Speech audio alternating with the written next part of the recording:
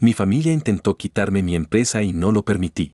En la cena familiar me dijeron que ya no iba a ser el líder de mi propia empresa. Hace casi 10 años, cuando tenía veintitantos, fundé una startup de software en Puerto Niebla, una ciudad costera donde lo más emocionante era que se fuera la luz. Empecé con una laptop vieja, una mesa plegable y la promesa de que si fallaba, al menos sería por algo mío. No fue romántico, fueron noches de café barato, facturas atrasadas y llamadas con clientes a horas imposibles. Pero funcionó, lento y constante, hasta que pasamos de ser 3 personas en un cuarto a un equipo real con contratos medianos y un nombre que ya sonaba en el sector. Yo era el fundador y el que daba la cara, pero también el que arreglaba bugs y negociaba con proveedores. Me sentía orgulloso, no por el dinero, sino porque cada paso tenía mi huella. Por primera vez, sentía que no dependía de nadie. Mi familia, en cambio, siempre tuvo una dinámica rara. Mis papás trataban a mi hermana menor, Valeria, como si fuera un proyecto de prestigio. Si yo lograba algo, era un qué bueno, si ella respiraba, era un mira qué brillante. Yo aprendí a vivir con eso y a no pelearlo. El problema empezó cuando Valeria se graduó de una escuela de negocios famosa y volvió a casa con un título que mis papás repetían como si fuera un hechizo. De pronto, cada comida terminaba con lo mismo, que mi empresa necesitaba visión, que yo era muy técnico, que Valeria podía llevar todo al siguiente nivel. Solo ayúdala a entrar, me decían, como si fuera un favor pequeño. Yo cedí, porque una parte de mí quería creer que podíamos ser equipo. Le di un puesto de estrategia, acceso a reuniones y la presenté con clientes como alguien que venía a fortalecer la empresa. Al principio fue agradable, tenía ideas frescas, hablaba bien y el equipo la encontraba carismática. Pero su carisma venía con algo que me empezó a helar la sangre, tomaba decisiones sin consultarme. Un cambio en precios aquí, una promesa a un cliente allá, un ya lo hablé con ellos que me dejaba fuera de mi propio mapa. Cuando le reclamaba, sonreía y decía que yo me estresaba por todo, que ella solo estaba moviendo rápido. En menos de un año, noté que algunos líderes de equipo ya le pedían aprobación a ella antes que a mí. No porque yo fuera malo, sino porque Valeria sabía cómo vender seguridad, aunque a veces fuera puro humo. Mis papás también empezaron a caerle a la oficina con pretextos, llevando comida, preguntando por ella, hablando de su liderazgo como si yo fuera un empleado más. La noche de la traición fue en una cena familiar en un restaurante de parrilla, de esos con luces cálidas y música bajita. Entre el postre y el café, mi mamá carraspeó y dijo que tenían una propuesta para el futuro de la empresa. Mi papá, con voz seria, anunció que era momento de hacer una transición de liderazgo y que Valeria debía tomar la dirección general.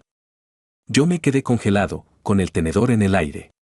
Pregunté, con la voz más calmada que pude, de qué estaban hablando, si ellos ni siquiera eran socios. Valeria fingió sorpresa, pero no tanto, dijo que era lo mejor para la estabilidad y que yo podía quedarme como director técnico, en lo tuyo. Intenté razonar, que la empresa era mía, que yo había firmado los créditos, que yo había construido la cartera de clientes. Mis papás me cortaron con frases que dolieron más que cualquier insulto, que yo era difícil, que Valeria tenía mejor formación, que el futuro necesitaba una cara más confiable. Me fui temprano, manejando sin música, sintiendo que me estaban borrando. Esa semana no discutí, no grité y no amenacé. Solo miré todo con frialdad, contratos, cláusulas, relaciones con clientes, quién era realmente imprescindible y quién estaba ahí por lealtad a mí o por simpatía a Valeria. Si mi familia quería arrebatarme lo que hice, yo iba a protegerlo, aunque me costara la relación con ellos. Abrí una nueva entidad legal con otro nombre, algo genérico, y empecé a hablar en privado con los clientes clave, sin drama, solo hechos, que habría una reestructura, que yo seguiría siendo el responsable directo, y que si querían continuidad real, podían firmar con mi nueva empresa cuando vencieran sus acuerdos. También hablé con mi gente más fuerte, los que habían pasado conmigo las madrugadas de crisis, y les dije la verdad, se venía un golpe interno y yo no pensaba dejar que nos hundieran. No me llevé nada ilegal, no robé código, no me llevé equipos, no borré información. Lo que moví fue lo que siempre había sido mío en esencia, la confianza de los clientes y el talento que me seguía por convicción. Fui paciente, esperé los tiempos de renovación, preparé ofertas limpias y armé un plan para que el cambio fuera ordenado, sin dejar a nadie tirado. El día que Valeria y mis papás estaban ocupados planeando su anuncio oficial, pedí una reunión general. Llegué con una hoja impresa y una calma que ni yo sabía que tenía. Les dije que renunciaba como director y que a partir de ese momento operaría una nueva compañía, y que varios clientes importantes ya habían confirmado seguir conmigo cuando correspondiera. Lo que siguió fue un silencio pesado, y luego el caos, llamadas perdidas, Valeria roja de furia, mis papás mandándome mensajes como si yo fuera un traidor. Valeria me acusó de desleal, de inmaduro, de destruir la empresa familiar, que nunca fue familiar, era mía. Yo solo repetí que no estaba destruyendo nada, que estaba evitando que me lo quitaran. En los meses siguientes, mi nueva empresa creció más rápido de lo que esperaba, porque el equipo trabajaba con hambre y sin política interna. La vieja compañía, ya con Valeria al mando, empezó a tambalear, promesas que no pudo cumplir, clientes que no renovaron, empleados que se fueron cuando vieron que el liderazgo era puro show. Mis papás, que antes hablaban de futuro, ahora hablaban de cómo pudiste hacernos esto. A veces me duele, no lo voy a negar, porque sigue siendo mi familia y hay días en que extraño la idea de que me vieran como alguien valioso. Pero también siento paz, defendí mi trabajo, mi dignidad y a la gente que confió en mí. Si ellos querían un heredero perfecto, lo tuvieron, solo que sin el motor real que lo hacía funcionar. ¿Soy el malo por haberme llevado a mis clientes y a mi equipo en vez de pelear por la empresa vieja? ¿Debí confrontar a mi hermana y a mis papás públicamente antes de renunciar y crear otra compañía? ¿Hasta qué punto es válido cortar contacto con tu familia cuando intentan controlar tu vida profesional? Respuesta 1. NTA. No te llevaste nada físico ni ilegal, solo te fuiste con tu reputación y tus relaciones, que son tuyas. Respuesta 2. Tus papás suenan como que querían un trofeo, no una empresa sana. Valeria pudo ganarse el puesto, pero quiso que se lo regalaran. Respuesta 3. Me da coraje que te ofrecieran quedarte en lo tuyo como si fueras un técnico contratado. Protegiste tu trabajo y también a tu equipo. Mi madre encubrió a mi hermano, y yo la dejé sin nada. Cuando el sacerdote bajó la mirada hacia mí, entendí por qué yo estaba sonriendo. No por tristeza, sino por alivio. Yo crecí en un pueblito que voy a llamar San Mirador, de esos donde todos se conocen y la palabra de tu mamá pesa más que cualquier prueba.